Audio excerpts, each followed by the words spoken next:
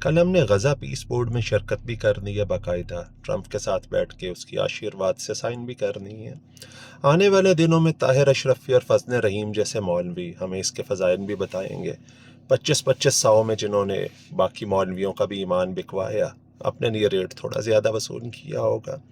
اس غزہ پیس board میں شامل کون ہے؟ اس میں فلسطین کا کوئی بھی نمائندہ شامل نہیں ہے۔ اس کا چیئرمین ڈونلڈ ٹرمپ ہے۔ اس میں ٹونی بلیئر جو وار کرمنل ہے وہ شامل ہے، مارک روبیو شامل ہے، ٹرمپ کا داماد شامل ہے۔ یہ 5 رکنی ممبر بورڈ ہے اور اس میں کوئی بھی مسلمان شامل نہیں ہے۔ پچھلے 1 سال نعرے لگتے رہے کہ ہمیں حرمین شریفین کی حفاظت کا ذمہ مل گیا، لیکن ہمیں تو اصل میں صرف اسرائیل کی حفاظت کا ملا تھا۔ اسرائیل اتنا کمزور، ڈرپوک اور مردار تھا، وہ اپنے چند فوجیوں کی ہلاکت بھی برداشت نہیں کر پا رہا تھا۔ حماس والے ڈھونڈ کے ان کو مارتے تھے، اپنے علاقے سے بھگاتے تھے، تو اس نے امریکہ کو کھینچا اور امریکہ نے مسلمانوں کو فلسطین کے سامنے کھڑا کر دیا۔ فلسطین کے لیے ہم نہیں جائیں گے، نہ ہماری فوج جائے گی۔ اگر جانا ہوتا تو پچھلے 70 سال سے ظلم کی ایک داستان چل رہی تھی، فلسطینی ہمیں پکار رہے تھے، ہم کبھی نہیں نکلے تھے، ہم نے کبھی جانے کا سوچا بھی نہیں تھا۔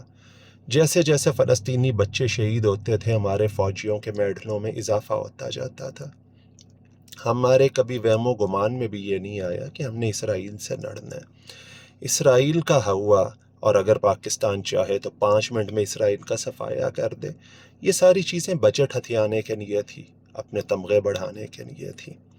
آج جب پاکستان کی فوج باقاعدہ طور پہ اسرائیل کی بی ٹیم بن چکی ہے، اسرائیل کے گندے کام، ڈرٹی ورک کرنے والی ایک ٹیم بن چکی ہے، اب کیا وقت نہیں آ گیا کہ ہم بطور پاکستانی اپنے اعمال پہ بھی نظر کریں اور اپنے نعروں پہ بھی نظر ثانی کریں؟ ہماری فوج کا 75-80 سال میں کارنامہ کون سا رہا ہے؟ ہم نے ملک کے 2 ٹکڑے کیے، ہم نے سیاچن ہارا، ہم نے کارگل ہارا، ہم نے انڈس واٹر ٹریٹی بند کروا لی۔ ہم نے کیا پاکستان کے لیے؟ ہم نے امت مسلمہ کے لیے کیا کیا؟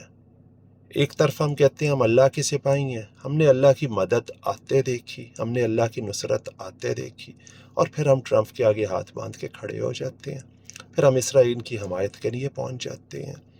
آج کے بعد اسرائیل کے لیے صرف اسلامی ملکوں کی فوجیں لڑیں گی، اور سب سے پہلا اس کا پوائنٹ پیس بورڈ کا یہ ہے کہ حماس کو غیر مسلح کرنا ہے۔ حماس کے پاس ٹینک نہیں ہے، ان کے پاس طیارے نہیں ہیں، ان کے پاس اگر ہیں بڑی مشکل سے انہوں نے تو چند ایک بندوقیں جمع کی تھیں، اب وہ بھی ان سے ہم لیں گے، ہم وصول کریں گے۔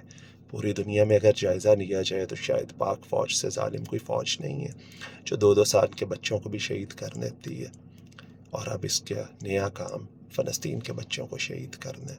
اللہ پاک ہمیں سوچنے سمجھنے کی صلاحیت نصیب فرمائے، اور پاکستان اور امت مسلمہ کے حال پہ رحم فرمائے۔ آمین۔